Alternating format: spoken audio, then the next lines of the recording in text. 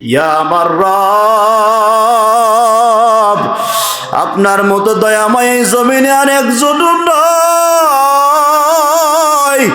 ও আল্লাহ, আপনি তো আসমানে আছেন, আপনি আমার দিকে তাকায় দেখেন। এই জমিনে আমি বান্দার আপন বলতে আর কেউ নাই। ও আল্লাহ, সবাই আমাকে তাড়ায়া দিল, কিন্তু আপনি আমারে তাড়ায়া দিয়েন না। এই বান্দাটা রাত দিন যখন আমি আল্লাহর দরবারে কান্না করতেছি, আমি আল্লাহ পাক সহ্য করতে পারি নাই। ও মুসা, আমি আল্লাহ ওই বান্দার দিকে তাকায় দেখলাম আমার বান্দার আসলেই তো কেউ নাই। আমার বান্দার জন্য আছি শুধু আমি আল্লাহ। আমি আমার রহমতের হাত পেতে বান্দাকে বললাম, বান্দা আয়, আমি আল্লাহর দরবারে আয়। জীবনে যত পাপ করেছো, যত নাফরমানি করেছো, আমি আল্লাহর দরবারে দাঁড়ায় যা। এই বান্দা আমি আল্লাহর দরবারে এমন ভাবে কান্না করেছি, আমি আল্লাহর কুদরতের অন্তরে জোশ মেরে গেল। আমি আমার বান্দাকে মাফ না করিয়া পারি নাই, এমন ভাবে মাফ করে দিলাম, আমি আমার বান্দার জানাজা উম্মতের গুনাহ মাফের উসিলা বানায় দিলাম। এজন্য আমার মাওলায় মাফ করতে পারেন কি পারেন না বলেন?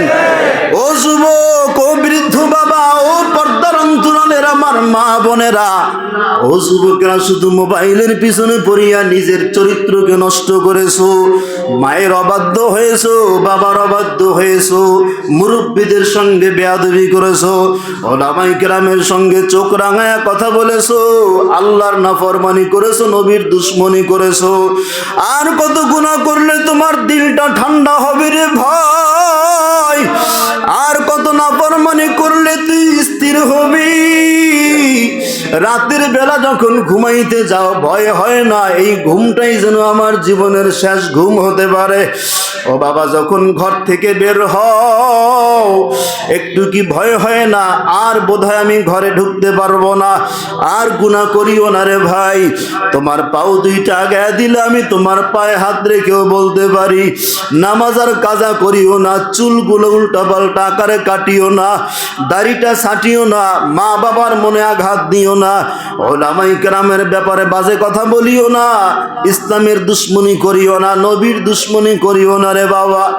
আমার নবীর উম্মত হয়েছো, মোবাইলের নেশা ছেড়ে দাও, মা বাবার দোয়া নিয়ে চলো, উস্তাদের দোয়া নিয়ে চলো, ওলামায়ে কেরাম মুরব্বীদের দোয়া নিয়ে চলো, দেখবা জীবন সুন্দর হবে, সংসারে শান্তি আসবে, স্বামী স্ত্রীর মধ্যে কোনো দ্বন্দ্ব থাকবে না।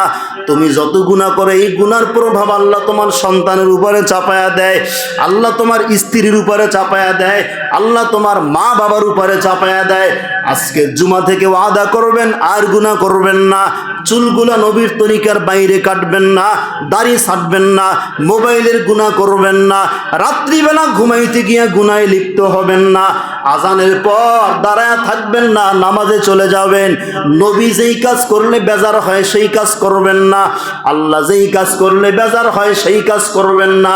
এমন তওবা আমার আল্লাহর জন্য করতে কারা কারা রাজি? দুইটা হাত জাগায় আল্লাহকে দেখায়া দেন। আয় আল্লাহ, আমাদের হাত আপনি কবুল করে নেন। আল্লাহ যুবকদের কবুল করে নেন, বৃদ্ধদের কবুল করে নেন। এই যুবকদের নবীজির আদর্শওয়ালা উম্মত বানায়া দেন, বলেন আমিন।